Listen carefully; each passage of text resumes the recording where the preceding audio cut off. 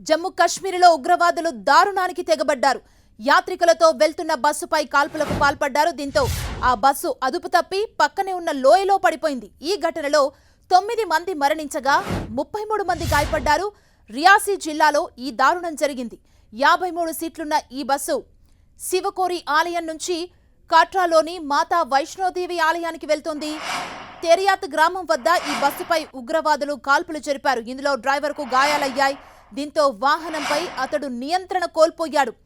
ఫలితంగా బస్సు అదుపు తప్పి లోయలో పడిపోయింది. వెంటనే అక్కడికి చేరుకున్న పోలీసులు, స్థానికులు సహాయక చర్యల్లో పాల్గొన్నారు. 9 మృతదేహాల్ని వెలికితీసినట్లు రియాసీ జిల్లా ఎస్పీ మోహితా శర్మ తెలిపారు. గాయపడిన వారిని వివిధ హాస్పిటల్స్ కు తరలించినట్లు చెప్పారు. మృతులంతా ఉత్తరప్రదేశ్ వాసులుగా భావిస్తున్నారు. ఉగ్రవాదులు 25 నుంచి 30 తూటాలు పేల్చారని బాధితులు తెలిపారు. ఎరుపు రంగు మఫ్లర్ ధరించిన ఒక ఉగ్రవాది కాల్పులు జరపడాన్ని చూశానని ప్రత్యక్ష సాక్షి ఒకరు చెప్పారు. దాడికి తెగబడ్డ ముష్కరుల్ని పట్టుకోవడానికి సైన్యం, సిఆర్పీఎఫ్, పోలీసు బలగాలు వేట ప్రారంభించాయి. పొరుగున ఉన్న రాజౌరి, పూంచ్లతో పోలిస్తే రియాసీ జిల్లాలో ఉగ్రవాద కార్యకలాపాలు చాలా తక్కువ. ఇలాంటి ప్రదేశంలో ఈ ఘటన జరిగింది. రంగంలోకి దిగిన ఆర్మీ సెర్చ్ ఆపరేషన్ ప్రారంభించింది.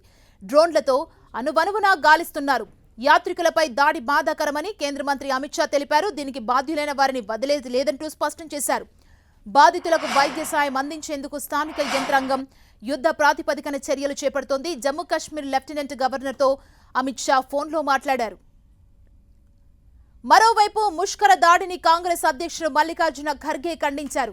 నరేంద్ర మోదీ ప్రభుత్వం కొలువుదీరుతున్న తరుణంలో పలువురు దేశాధినేతలు మన దేశంలో ఉన్న సమయంలోనే ఈ దారుణం జరిగిందన్నారు. ఇలాంటి ఘటనలు బీజేపీ పాలనా వైఫల్యాలను చాటుతున్నాయని వ్యాఖ్యానించారు. కాంగ్రెస్ అగ్రనేతలు రాహుల్ గాంధీ, ప్రియాంక గాంధీ కూడా ఉగ్రదాడిని ఖండించారు.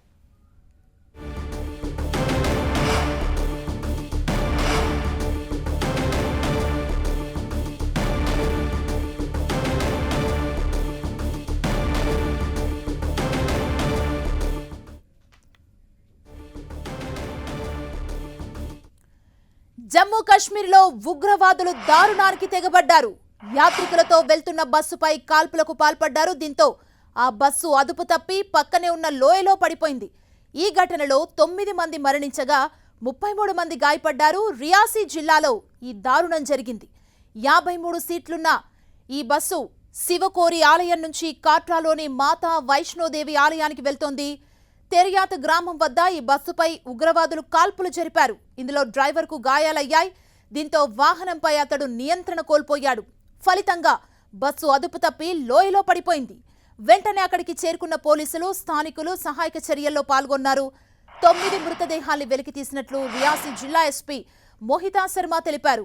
గాయపడిన వారిని వివిధ హాస్పిటల్స్ కు తరలించినట్లు చెప్పారు. మృతులంతా ఉత్తరప్రదేశ్ వాసులుగా భావిస్తున్నారు. ఉగ్రవాదులు 25 నుంచి 30 తూటాలు పేల్చారని బాధితులు తెలిపారు. ఎరుపు రంగు మఫ్లర్ ధరించిన ఓ ఉగ్రవాది కాల్పులు జరపడాన్ని చూశానని ప్రత్యక్ష సాక్షి ఒకరు చెప్పారు. దాడికి తెగబడ్డ ముష్కరుల్ని పట్టుకోవడానికి సైన్యం, సిఆర్పీఎఫ్, పోలీసు బలగాలు వేట ప్రారంభించాయి. పొరుగున ఉన్న రాజౌరి, పూంచ్లతో పోలిస్తే రియాసీ జిల్లాలో ఉగ్రవాద కార్యకలాపాలు చాలా తక్కువ. ఇలాంటి ప్రదేశంలో ఈ ఘటన జరిగింది. రంగంలోకి దిగిన ఆర్మీ సెర్చ్ ఆపరేషన్ ప్రారంభించింది. డ్రోన్లతో అనువనువు గాలిస్తున్నారు. యాత్రికులపై దాడి బాధాకరమని కేంద్ర మంత్రి అమిత్ షా తెలిపారు. దీనికి బాధ్యులైన వారిని వదిలేది లేదంటూ స్పష్టం చేశారు. బాధితులకు వైద్య సాయం అందించేందుకు స్థానిక యంత్రాంగం యుద్ధ ప్రాతిపదికన చర్యలు చేపడుతోంది. జమ్మూ కాశ్మీర్ లెఫ్టినెంట్ గవర్నర్తో అమిత్ షా ఫోన్లో మాట్లాడారు. మరోవైపు ముష్కర దాడిని కాంగ్రెస్ అధ్యక్షుడు మల్లికార్జున ఖర్గే ఖండించారు.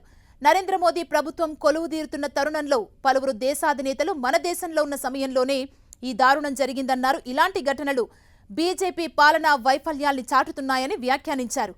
కాంగ్రెస్ అగ్రనేతలు రాహుల్ గాంధీ, ప్రియాంక గాంధీ కూడా ఉగ్రదాడిని ఖండించారు.